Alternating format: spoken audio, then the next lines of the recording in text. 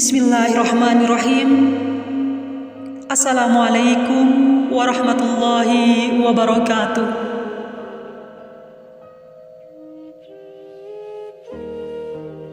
Sahabat pillah yang insya Allah dirahmati Allah,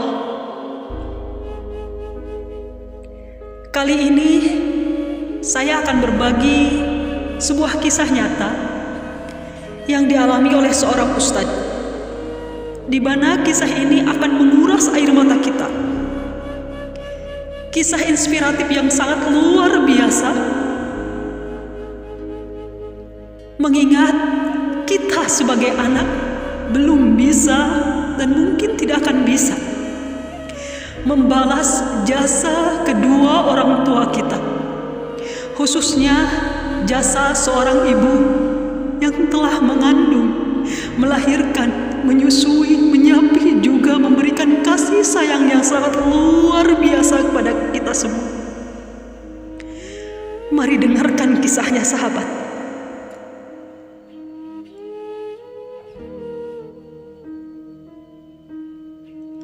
Pada suatu hari, saya pergi ke suatu rumah panti jompo.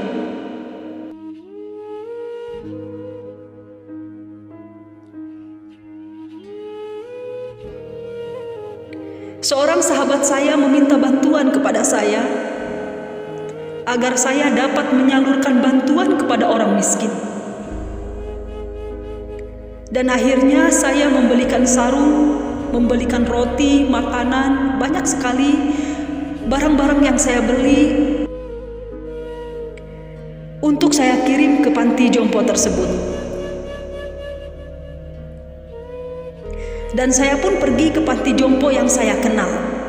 Tak usah saya sebutkan namanya.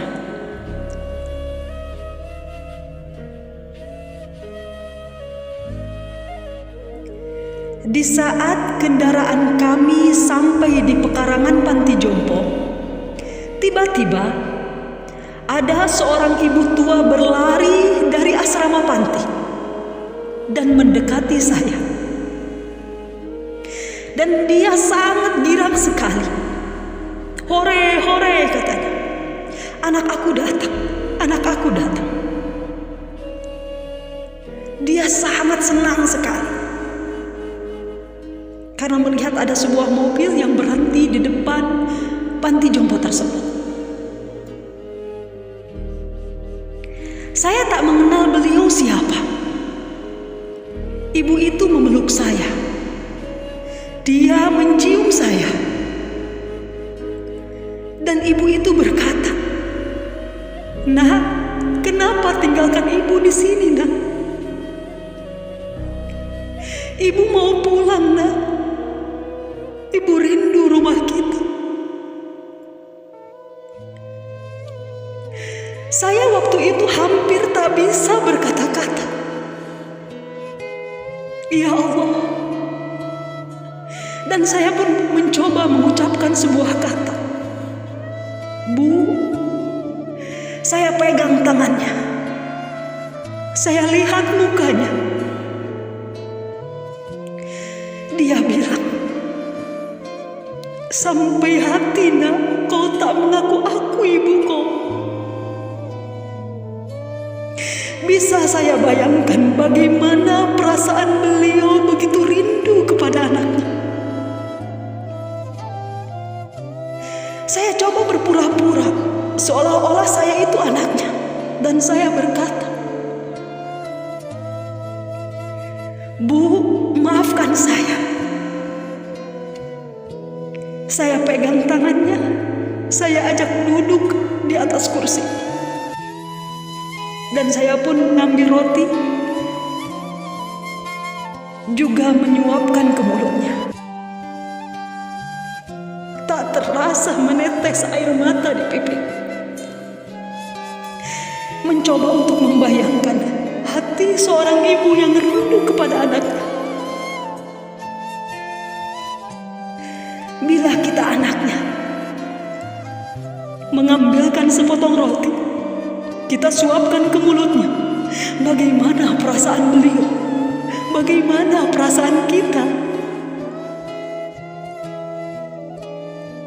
Saya mencoba usap air matanya yang meleleh di pipi. Dia pegang tangan saya. Subhanallah. Saya pun bisa merasakan bagaimana perasaan beliau yang begitu rindu kepada anaknya. Ketika di saat saya hendak pulang, dia pegang kaki saya sambil berkata, "Nak, jangan tinggalkan ibu, nak. Ibu mau pulang. Ibu mau balik ke rumah bersamamu."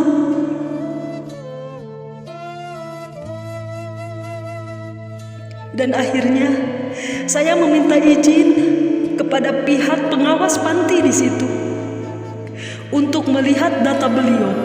Ternyata anaknya ada 5 orang.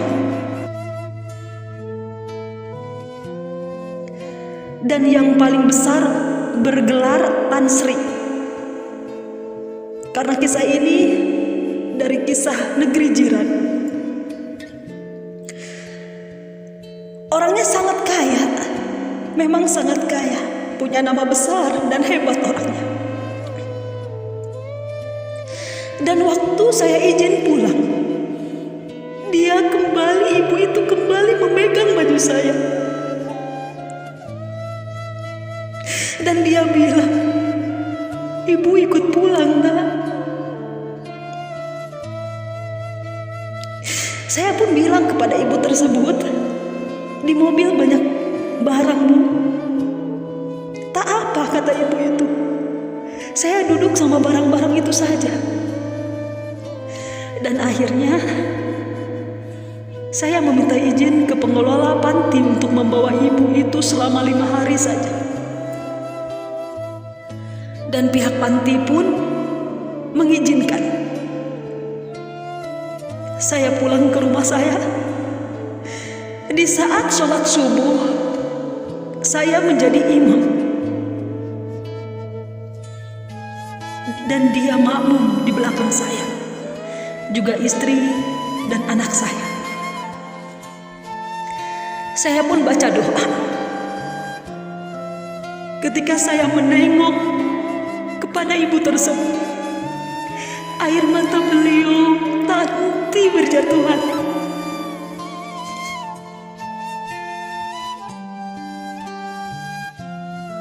Selesai saya berdoa, saya salami beliau. Saya cium tangannya dan saya bilang, "Bu, maafkan saya ya. Pada waktu itu, saya tak bisa membayangkan kalau ibu saya sudah meninggal. Tapi yang saya bayangkan ibu ini adalah ibu saya. Sebab dia rindu pada anak-anaknya."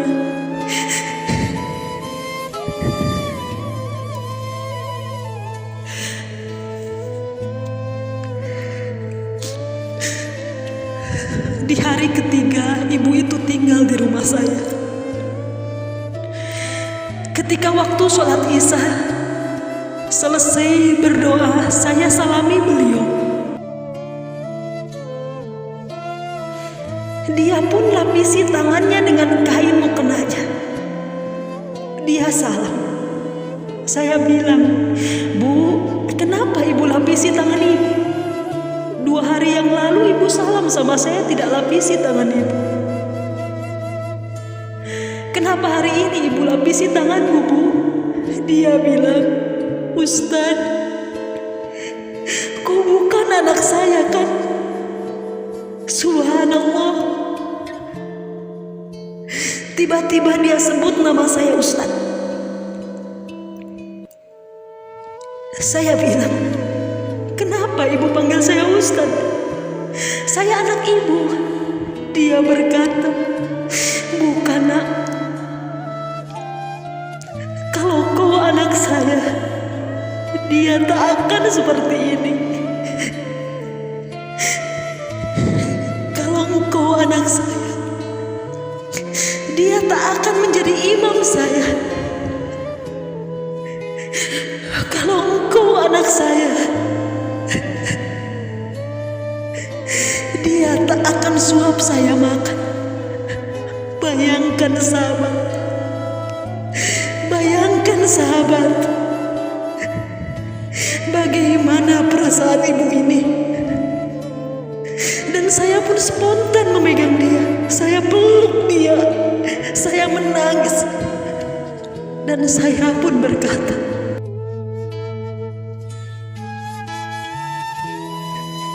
"Bu, walau ibu bukan ibu saya, tapi saya sayang sama ibu seperti halnya ibu saya." Saya pegang tangan ibu ini. Walaupun dia bukan ibu saya, tapi saya tahu hatinya sangat rindu, ingin dekat dengan anak-anaknya.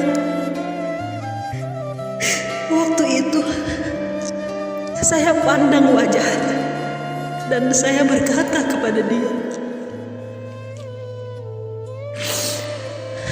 "Bu, ibu saya memang telah tiada, tapi ibu boleh ganti menjadi ibu saya. Ibu duduklah di sini, ibu tinggallah di sini. Saya rindu, saya ikhlas ibu menjadi ibu saya, dan anggaplah aku sebagai anakmu, Bu."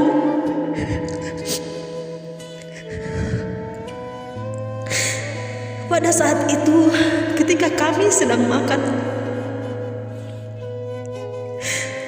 saya suapkan nasi ke mulutnya. Dia muntahkan balik makan dari mulutnya. Saya bertanya, "Kenapa, Bu?"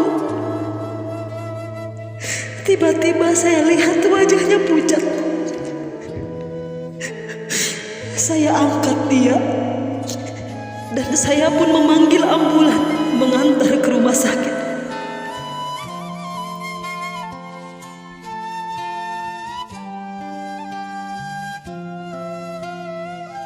Waktu di rumah sakit, saya ambil kepalanya dan saya rebahkan ibunya. Dia pegang tangan saya lalu berkata, "Ustaz, jikalau saya mati, tolong jangan beritahu seorang pun anak saya. Kalau saya sudah mati, tolong jangan beritahu mereka di mana makam saya. Kalau mereka tahu di mana kubur saya, jangan pernah engkau izinkan dia memegang batu di sana saya." Saya pegang beliau lalu berkata, "Bu, jangan ngomong seperti itu, Bu." Istri saya pun menangis di sebelah. Anak saya pun sama menangis di sebelah memegang dia. Kami semua memegang dia. Dia geleng kepala. Rupanya itulah saat penghujung hayatnya.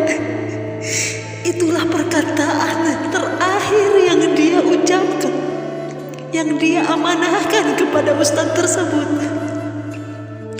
Itulah napas-napas terakhir yang dihembuskan oleh ibu tersebut.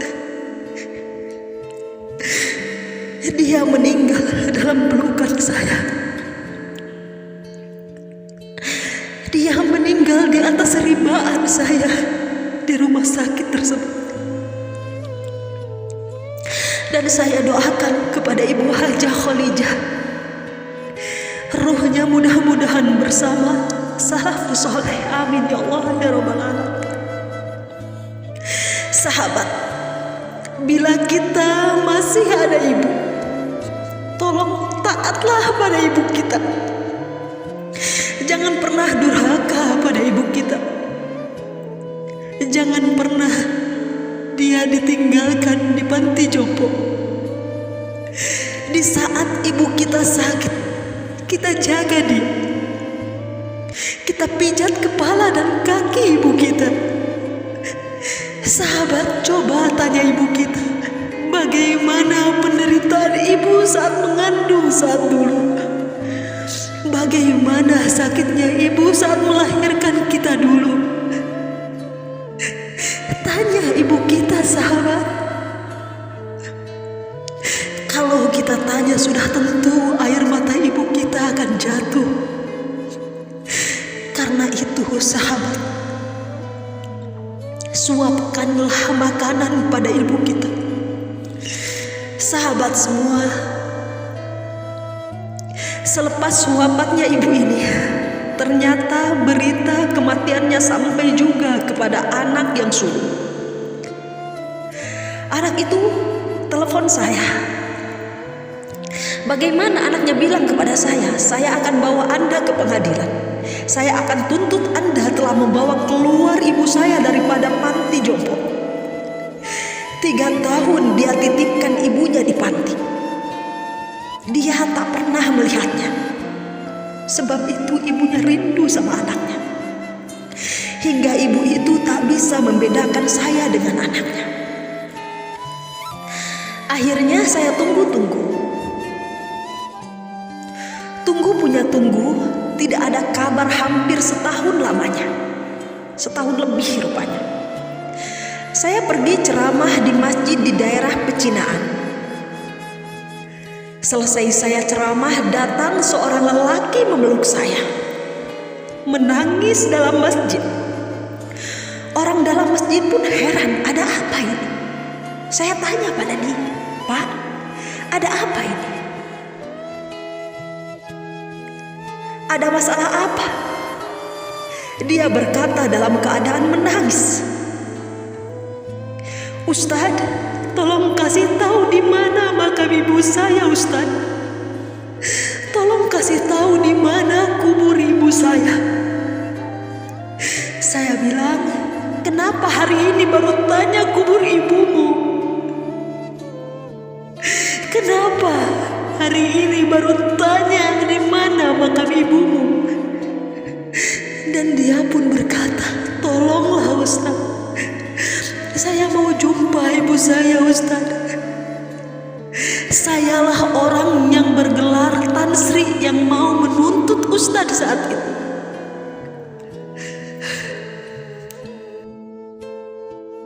Kondisi saya sekarang sudah bangkrut, Ustadz. Istri saya mati kecelakaan, rumah disita Bang. Mobil mewah semua sudah disita Bang. Tinggal satu saja motor tua itu. Saya berkata, saya bisa tunjukkan makam ibu kamu, tapi dengan satu syarat. Kamu jangan pernah pegang batu nisan ibumu, karena itu adalah amanah terakhir ibu. Sesampainya di pemakaman, tak sempat saya turun dari mobil. Dia turun duluan dan berlari.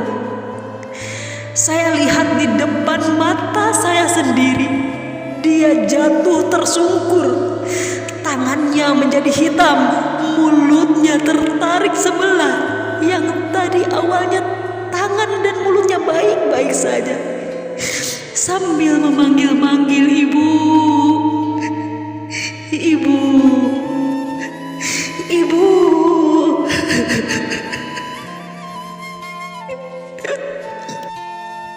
Tiba-tiba saya angkat dia, tak jauh dari makam ibunya. Belum sampai ke kubur ibunya, dia sudah hembuskan napas terakhir di samping makam ibunya. Allahu Akbar, Allahu Akbar, Allahu Akbar. Mengucap panjang saya bertakbir. Allah Subhanahu wa Ta'ala tunjukkan kepada saya di kehidupan ini balasan anak yang durhaka pada ibu dan ayahnya. Dan semoga sahabat kisah ini menjadi pelajaran di luar sana. Kisah ini menjadi kisah inspiratif untuk kita. Ambillah ikhtibar dari kisah di atas. Ambillah hikmah dari kisah ini, pelajaran berharga yang meski kita pikirkan Dan apabila mata ibu sudah tertutup, maka hilanglah satu keberkatan di sisi Allah Subhanahu wa Ta'ala, yaitu doa seorang ibu. Sahabat, semoga kisah ini bisa memberikan pelajaran berharga untuk diri kita, bahwa kita senantiasa harus berbakti kepada kedua orang tua kita, khususnya ibu kita, yang tidak tahu betapa besarnya jasa dan pengorbanan juga kasih sayang yang mereka berikan kepada kita. Tidak bisa kita gambarkan. Maka dari itu sayangilah kedua orang tua kita selagi masih bisa, selagi mereka masih ada. Dan bagi orang tua yang sudah meninggal, semoga ditempatkan di sisi Allah, karena itu balasan yang pantas untuk orang tua kita. Semoga kita semua menjadi anak soleh-solehah yang berbakti kepada kedua orang tua kita. Amin ya Allah ya Rabbal Alamin. Wassalamualaikum warahmatullahi wabarakatuh.